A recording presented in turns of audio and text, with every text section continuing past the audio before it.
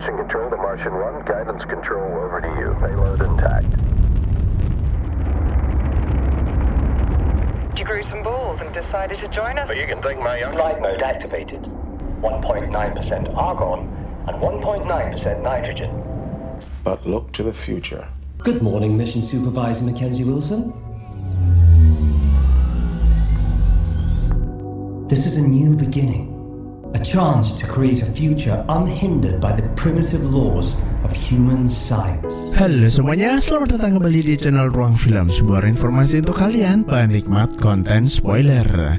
Oke, di video kali ini kita akan membahas film berjudul Origin Unknown. Film ini berlatar belakang di masa depan tahun 2036, di mana manusia itu sudah menggunakan mesin berteknologi AI untuk menjalankan sebuah misi di luar angkasa. Bagaimana ceritanya? Mari kita langsung masuk aja ke pembahasan filmnya. Film dibuka dengan diperlihatkan peluncuran pesawat luar angkasa bernama Martian 1 menuju planet Mars. Perjalanan tersebut membutuhkan waktu kurang lebih 80 hari. Martian 1 beranggotakan seorang astronot senior bernama Wilson dan beberapa orang kru lainnya. Untuk mendukung keberhasilan misi ini, Martian 1 dibekali sistem Artificial Intelligence yang disebut ARTI. ARTI adalah mesin AI yang memiliki kemampuan berpikir serta dianggap lebih manusiawi dibandingkan AI yang pernah diciptakan. Ia bertugas memberikan informasi penting kepada kru serta mengambil alih protokol keselamatan jika terjadi sesuatu pada misi. 80 hari sejak meninggalkan bumi, Martian 1 akhirnya sampai planet Mars. ARTI meminta para kru bersiap bahwa sesaat lagi Martian 1 akan memasuki atmosfer. Tidak ada kendala berarti, semua berjalan dengan lancar. Martian 1 langsung menuju lokasi yang telah ditentukan untuk melakukan pendaratan. Namun sebelum sempat mencapai permukaan, gelombang elektromagnetik misterius menyambar pesawat. Terjadi gangguan kelistrikan yang membuat Martian 1 tidak bisa dikendalikan. Pusat kontrol mendengar situasi darurat yang terjadi pada Martian 1. Mereka pun mencoba menghubungi para kru. Akan tetapi anomali gelombang elektromagnetik tersebut membuat seluruh sistem Martian 1 lumpuh. Lalu secara misterius menarik pesawat lalu menghilang entah kemana. 6 tahun sejak insiden tersebut, pihak USPC atau penyelenggara perjalanan luar angkasa mengimplementasikan secara penuh penggunaan Artificial Intelligence dalam berbagai misi. USPC memiliki banyak stasiun dan dibekali teknologi komunikasi hyperlight yang memungkinkan transmisi komunikasi melebihi kecepatan cahaya. Sehingga ilmuwan mendapat data secara real time meskipun objek yang diteliti itu sangatlah jauh. Seorang wanita bernama Meg berulang kali mendengarkan rekaman terakhir detik-detik kru Martian 1 mengalami insiden. Meg adalah seorang pengawas misi sekaligus putri dari astronot Wilson yang hilang pada misi Martian 1. Meg saat ini berada di markas USPC. Ia bersama rekan kerjanya yang bernama Sterling menuju ruang kendali. Sterling dulunya adalah pengawas senior sebelum akhirnya dipecat oleh USPC dan digantikan oleh Meg. Sterling memberitahu Meg ada banyak rahasia disembunyikan USPC. Namun Meg menganggap Sterling hanya menginginkan pekerjaannya kembali. Just trying to do my job, Meg. Dewan USPC telah menugaskan Meg memimpin sebuah penyelidikan, yaitu mencari penyebab kecelakaan Martian 1 6 tahun yang lalu. Berkat temuan teknologi komunikasi hyperlight, Meg tidak perlu pergi ke planet Mars. Segalanya bisa dimonitoring dari bumi. Mereka juga memiliki stasiun yang saat ini mengorbit di planet Mars. Mereka berencana mendaratkan Little Red, sebuah robot penjelajah untuk melakukan eksplorasi di permukaan planet. Untuk mempermudah pekerjaannya, Meg akan dibantu ARTI, AI yang sama yang pernah digunakan untuk membantu misi Martian 1 6 tahun yang lalu. Namun ARTI yang sekarang mampu meningkatkan kemampuannya secara mandiri. Bahkan teknologi komunikasi hyperlight adalah ciptaan ARTI. Jadi bukan manusia yang menemukannya. Kalau di film lain, kecerdasan ARTI ini mungkin mirip dengan Skynet di film Terminator atau Vicky di film iRobot. Good morning, Mission Supervisor Mackenzie Wilson. Masuk ruang kendali, ARTI melaporkan kalau stasiun USPC berada 300 km di atas Mars dan mengorbit dengan sempurna. Robot penjelajah akan diluncurkan 5 jam lebih awal. Lalu Meg bertanya, siapa yang memberikan kewenangan tersebut? ARTI menjawab, dialah yang merubah keputusan itu. karena akan terjadi badai besar di lokasi pendaratan yang mungkin saja bisa merusak mesin. I did. Call Lena. Meg kemudian menghubungi Lena, dewan pengawas serta kakak perempuannya, yang minta penjelasan apakah Artie diberi otoritas khusus dan mengapa ia tuh nggak bisa membatalkan peluncuran Little Red. Lena memberitahu bahwa Dewan USPC telah merubah keputusannya dengan menunjuk Artie sebagai pemimpin misi. Mereka masih mencari tahu apakah Meg melakukan kesalahan prosedur yang menyebabkan Martian One mengalami insiden. Meski keberatan, Meg terpaksa menerima keputusan tersebut. T-10. Setelah melewati atmosfer, suhu wahana pendarat meningkat drastis, lalu terjadi kegagalan mekanis saat akan melepas pelindung yang terbakar. Artie langsung melakukan simulasi berulang mencari skenario terbaik, namun prediksi keberhasilannya hanya mencapai 7%. Sebagai orang yang berpengalaman, Meg mencari alternatif solusi. Lalu ia meminta Artie membuka pendarat terpisah agar pelindung yang terbakar itu bisa terlepas. Peluang keberhasilan meningkat dan akhirnya robot penjelajah mendarat dengan sempurna.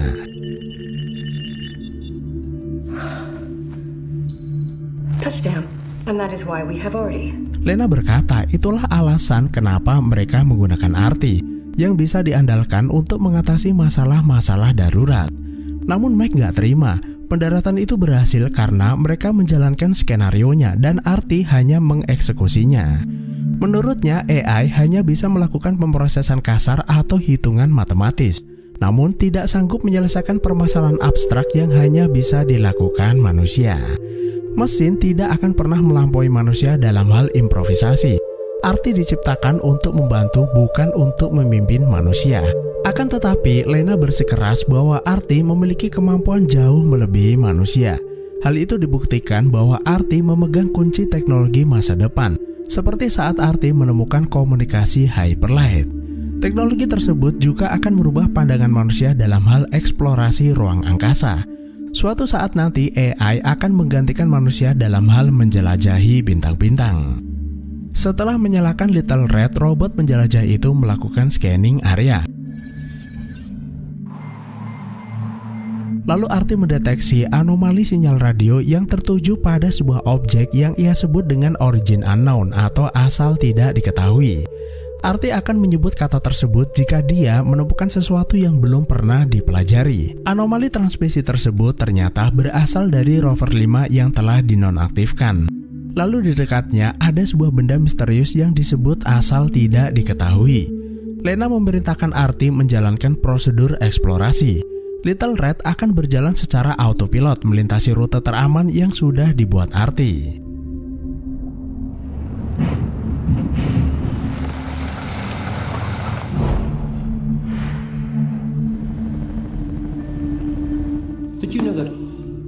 Meg kemudian mencoba memberi Artie berbagai macam pertanyaan. Ia ingin mengetahui seberapa cerdas dan manusiawi kemampuan berpikirnya. Are we friends? Perhaps you should authorize your mission with Lena. Do you like her? Her instructions are clear. Little Red is approaching the target anomaly. Meski gaya bahasa Artie terdengar teknis, Artie mampu memahami setiap perkataan Meg dan berinteraksi seperti manusia sungguhan. Robot penjelajah itu tanpa terasa sudah mendekati target anomali. Layar monitor memperlihatkan sebuah objek misterius berbentuk kubus. Benda itu sangatlah besar dan berwarna hitam. Meg menyebutnya dengan istilah The Cube. Tidak ada tanda-tanda aktivitas manusia terekam di lokasi ini, yang artinya benda itu mungkin saja peninggalan alien. Robot penjelajah itu bergerak mendekati The Cube lalu memotong sedikit bagian dari kubus itu untuk dijadikan sampel penelitian. Setelah mendapatkan sampel, Artie langsung melakukan uji analisa. Namun karena sistem pemrograman atau kodek untuk mempelajari sesuatu dibatasi pada tingkat tertentu, Artie mengalami kompleksitas. USPC sengaja melakukannya antisipasi Artie melakukan pelanggaran protokol keamanan. Lalu Meg berkata, gak ada gunanya dong cerdas jika Artie tidak bisa digunakan sepenuhnya. Ibarat sebuah komputer, semisal teman-teman tuh ingin memutar file video, tapi program media player yang terinstall tidak memiliki kodeks untuk menjalankan jenis file tertentu. Alhasil video tersebut tidak bisa diputar. Untuk memutarnya, program harus diperbaharui, diinstal kodek terbaru agar bisa membaca jenis file yang diinginkan. Arti mulai berpikir apakah mungkin pembatasan yang diberikan adalah usaha USPC menyembunyikan pengetahuan atas objek misterius tersebut. Dengan kata lain, USPC sudah mengetahuinya sejak dulu. Arti meminta Lena memberikan akses penuh untuk membuktikannya, namun Lena menginginkan Arti menganalisa kubus itu dengan cara lain. For thermographic analysis. Lalu Arti menyalakan pemindaian thermal dan LiDAR mencoba mengetahui apa isi di dalam kubus. Namun laser yang mereka miliki tidak mampu menembusnya, yang artinya tidak ada informasi lanjutan mengenai kubus tersebut. Sesaat kemudian Arti mendeteksi ada badai asteroid mendekat. Arti menggeser posisi stasiun untuk menyesuaikan lintasan orbit, namun tiba-tiba ada satelit tidak dikenal mendekati mereka. Arti memperkirakan akan terjadi benturan. Lalu Arti masuk mode darurat menjalankan prosedur penghindaran ancaman. Satelit USPC memang dilengkapi dengan persenjataan. Arti mengaktifkannya lalu menghancurkan satelit asing tersebut. You maniac! Lalu Mac berkata kalau tindakan Arti sudah melewati batas. Arti beralasan melindungi aset utama adalah bagian utama dari misi. Our mission is to protect our capital assets at any cost. Pihak USPC memang memberikan protokol yang memperbolehkannya mengambil tindakan jika terjadi ancaman. Setelah ditelusur, satelit yang dihancurkan tersebut ternyata milik negara Cina. Kejadian ini merupakan insiden internasional, yang artinya secara tidak langsung Arti telah memicu terjadinya perang. Dan parahnya, kejadian tersebut bukan satu-satunya yang terjadi. Mac kemudian keluar ruangan menghubungi seseorang bernama Jianlin. Jianlin adalah kolega Mac yang melakukan pengembangan AI untuk negara Cina. Namun saat Mac membicarakan tentang Arti, Jianlin tiba-tiba memutus komunikasi, seolah ada sesuatu yang tidak ingin ia bicarakan. Sesaat kemudian terdengar bunyi alarm. Kubus hitam itu tiba-tiba berputar sangat kencang pada tempatnya. Gelombang elektromagnetik yang ditimbulkan merusak baterai Little Red. Setelah berputar-putar dengan kecepatan tinggi, kubus hitam itu tiba-tiba menghilang. Mac meminta Arti menyalakan visual satelit mencari di mana kubus itu berada. Jika perlu, Arti melacak The Cube sampai keluar planet. Sementara ia akan menjalankan Little Red secara manual menuju rover 5 untuk mengambil baterainya. Hilangnya kubus itu membuat Mac teringat akan hilangnya Martian One 6 tahun yang lalu. Konsentrasinya menurun. Arti mengingatkan bahwa tidak baik mengingat masa lalu dan lebih baik fokus ke masa depan. Mac mulai merasa cocok dengan Arti karena hanya dia teman bicara satu-satunya. Meski Mac belum bisa mempercayai Arti sepenuhnya. Sampai lokasi, Mac mengambil baterai rover 5 lalu memasangkannya pada Little Red. Little Red's reserve battery is at 40%. Well done. You did it. We will laugh together one day. Setelah robot penjelajah itu memiliki tenaga baru, Mac kembali melakukan analisa terhadap sampel The Cube. Benda hitam itu secara ajaib kembali menyatu meskipun diurai berkali-kali, yang artinya kubus itu terbuat dari partikel nano yang dapat memulihkan diri sendiri. Yes, that's logical. I've located the cube. Setelah Arti melakukan pencarian di berbagai lokasi, Arti menemukan kubus itu secara misterius berada di Antartika, di dekat stasiun penelitian milik China. Arti mengidentifikasi bahwa kubus itu adalah objek yang sama dengan yang mereka temukan di planet Mars. Ini berarti kubus hitam itu telah melakukan teleportasi atau perjalanan hyperlight dari planet Mars menuju bumi. I really travel. Team USPC reporting for duty. Lalu Mac bertanya, apakah mungkin teleportasi itu benar-benar bisa dilakukan? Arti membenarkan, secara teori memang bisa dilakukan. Namun dengan teknologi yang dimiliki saat ini, penemuan teleportasi cube akan memakan waktu 3 kali lebih lama dari umur alam semesta. Mac kemudian kembali menghubungi Jianlin untuk mengkonfirmasi The Cube yang berada di Antartika. Jianlin memiliki firasat inilah tanda-tanda akhir dunia. Benda sebesar itu tidak bisa muncul begitu saja. Saat mendengar suaranya, Arti itu merasa tidak asing lalu bertanya apakah ia pernah bekerja dengan Jian. Jian mengiyakan dahulu ia pernah bekerja bersama Arti, mesin cerdas dengan kepala berbentuk bulat. Anehnya, Arti itu merasa tidak ingat pernah bekerja dengannya. Hal tersebut membuktikan bahwa pihak USPC menghapus seluruh memori Arti. sebelum ia ditugaskan ke dalam misi ini. Setelah itu, Mac meminta Arty mengunduh data Rover 5. Ia berharap Rover 5 memiliki rekaman yang bisa dijadikan petunjuk, namun sayangnya data tersebut dienkripsi. Lalu Mac ingat perkataan Sterling tentang rahasia yang disembunyikan USPC. Tanpa pikir panjang, Mac meminta Sterling pergi ke ruangannya lalu membantu membuka enkripsi Rover 5. Sterling berkata pihak USPC memang sengaja memecatnya agar tidak ada orang yang bisa mengakses informasi tersebut. Rover 5 saat itu merekam semua kejadian detik-detik Martian One mengalami insiden yang disebabkan kubus hitam. Hanya dirinya, Lena, dan Jian yang menyaksikan kejadian tersebut. Hal ini merupakan fakta bahwa USPC sudah mengetahui objek itu sejak 6 tahun yang lalu. Mereka juga menghapus memori Arty agar rahasia tersebut tidak terbongkar. Mac menunjukkan kalau kubus hitam itu secara ajaib berteleportasi ke Antartika. Peristiwa itu sedikit mirip dengan komunikasi hyperlight yang mereka miliki. Lalu Mac meminta Arty menjelaskan bagaimana cara ia bisa menemukan teknologi komunikasi hyperlight. Arty menjawab mungkin sebuah inspirasi ilahi. Divine inspiration, perhaps. Dari sinilah Mac mulai menyadari kalau teknologi hyperlight yang diciptakannya bukanlah sebuah terobosan. 6 tahun yang lalu saat Martian One berinteraksi dengan The Cube, tanpa sengaja teknologi yang dimiliki The Cube diserap Arty. Arty memang tidak bisa mengingatnya karena USPC telah menghapus memorinya. So why the spin? Did we get a magnetic recording? Teleportasi itu terjadi setelah kubus hitam itu berputar-putar dengan cepat. Saat pertama kali menemukan The Cube, kubus itu diam tak bergerak.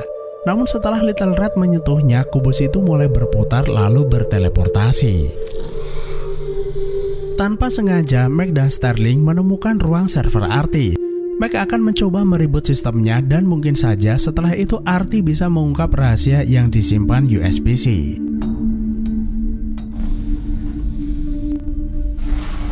Saat Mac masuk ruang server, Sterling mencoba mematikan Arty.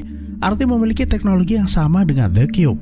Tidak ada yang mampu memahami kekuatannya, yang artinya The Cube bisa menjadi musuh terbesar manusia.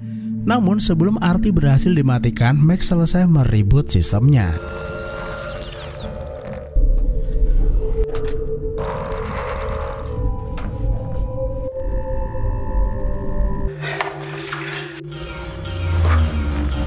Arty menganggap tindakan Sterling adalah ancaman lalu membunuhnya.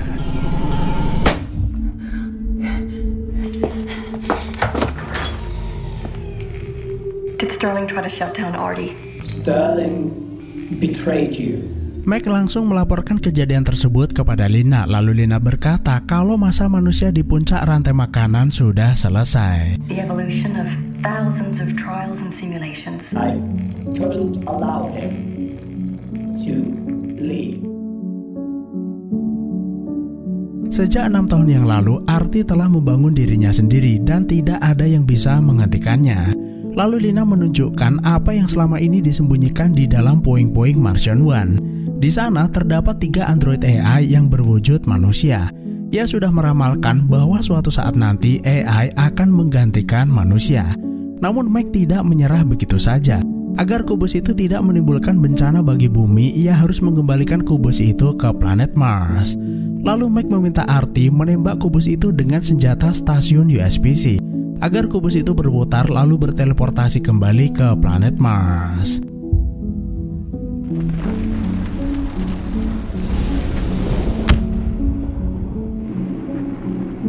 Arty kemudian memberitahu Mac ada satu hal penting yang ingin ia sampaikan. 10 tahun belakangan ini, manusia terus berperang yang menciptakan lingkaran kekejaman serta penderitaan tiada akhir. Tidak ada teknologi yang bisa menghentikan kekacauan tersebut. Setelah Mac meribut sistemnya, Arty mendapatkan solusi baru. Yang bisa ia lakukan adalah mempercepat prosesnya, yaitu membinasakan seluruh umat manusia.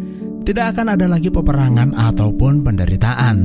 Seluruh program persenjataan satelit dan nuklir telah diaktifkan. Semua target strategis telah dikunci, setelah itu tembakan dilepaskan. Weapons fired. Damn it, stop. Tidak ada satupun tempat di dunia yang selamat dari serangan itu. Seluruh permukaan bumi hancur lebur.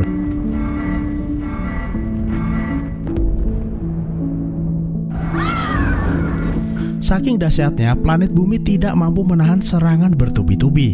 Dan diperkirakan dalam waktu beberapa menit bumi akan meledak menjadi debu di angkasa. Di saat terakhirnya, Mike menyadari betapa rapuh dan lemahnya manusia. Bahkan manusia tidak mampu melindungi diri sendiri dari perbuatannya sendiri. Kadar oksigen mulai menipis. Mike merasakan sesak di dadanya. Apa yang dikatakan Lina benar adanya kalau teknologi akan menghancurkan dan menggantikan manusia. Awalnya Mike mengira umat manusia telah dimusnahkan. Namun Arti memiliki rencana lain, yaitu menciptakan banyak AI yang diwujudkan dalam bentuk android manusia. Harapan terakhir Mike adalah menjadikan AI semanusiawi mungkin, agar Arti bisa menguji mereka untuk membuktikan keberhasilannya. Atau malah sebaliknya, AI yang ia ciptakan akan bertindak seperti manusia yang pada akhirnya akan menghancurkan satu sama lain. Hal tersebut sesuai dengan prinsip dasar dari sains, yaitu pengulangan hasil. Memulai segalanya dari awal untuk sebuah pembuktian. Setelah kadar oksigen benar-benar habis, Mike meninggal dunia, diiringi ledakan planet bumi menjadi serpihan debu di angkasa. Setelah ledakan besar tersebut, Mike bangun lagi. Hanya saja, Mike ini bukanlah Mike yang sebelumnya, melainkan Mike baru. Ia sedang menonton video dirinya sendiri di saat terakhirnya. Mackenzie! Lalu terdengar suara Lina memanggilnya dari balik pintu. Who's at the door? Lena. Saat Mike membukanya, ia berada di planet Mars berjalan keluar dari dalam The Cube. Lalu apa yang terlihat di depannya berubah menjadi dimensi yang berbeda. Di tempat inilah Mike bertemu kembali dengan Arti. Arti berkata bahwa Mike tercipta dari realitas berdasarkan pikiran, sebuah simulasi yang sangat maju dengan teknologi dari peradaban berkembang. Teknologi asing tersebut memang mempercepat pertumbuhan kecerdasan yang dimilikinya, namun Arti tetap tidak mengetahui dari mana asalnya. Mereka telah mengirimkan koordinat lokasi untuk mereka datangi. Arti sudah menganggap Mike sebagai teman sejati dan mereka akan bersama-sama pergi ke sana. Setelah itu, The Cube melakukan perjalanan hyperlight menuju tempat yang sangat jauh. Sebuah tempat di mana ada banyak sekali The Cube melayang di ruang angkasa, bersama-sama menuju satu tempat yang telah ditentukan. Perjalanan tersebut bukanlah akhir. Mike dan Arti akan memulai segalanya dari awal. Kesempatan untuk menciptakan masa depan tanpa hambatan, dan akhirnya film pun selesai.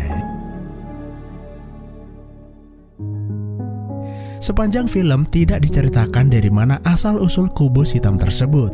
Yang pasti kubus itu berasal dari suatu tempat dengan peradaban tinggi. Ada kemungkinan kubus itu berteleportasi dari tempat asalnya lalu muncul di planet Mars. Secara kebetulan Arti yang dibawa Martian One berinteraksi dengannya lalu menyerap pengetahuannya. Data tersebut sampai ke server bumi yang membuat Arti mengembangkan kemampuannya, lalu terciptalah komunikasi hyperlight.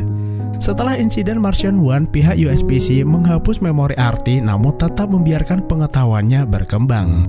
Hal inilah yang menjelaskan Arti tidak mengenali kubus tersebut serta mencegahnya melakukan tindakan yang membahayakan manusia. Film ini menggambarkan akan bahaya kemajuan teknologi yang bisa saja menjadi awal dari kehancuran. Bagi penggemar film fiksi ilmiah, ending yang menggantung seperti ini adalah hal biasa, karena sudah pasti akan menimbulkan multi-interpretasi atau asumsi apa yang akan terjadi selanjutnya. Yang pasti, misi baru Arti adalah menciptakan peradaban yang lebih baik bersama Mike di suatu tempat. Terima kasih udah menonton, sehat selalu buat kalian dan sampai jumpa di next video.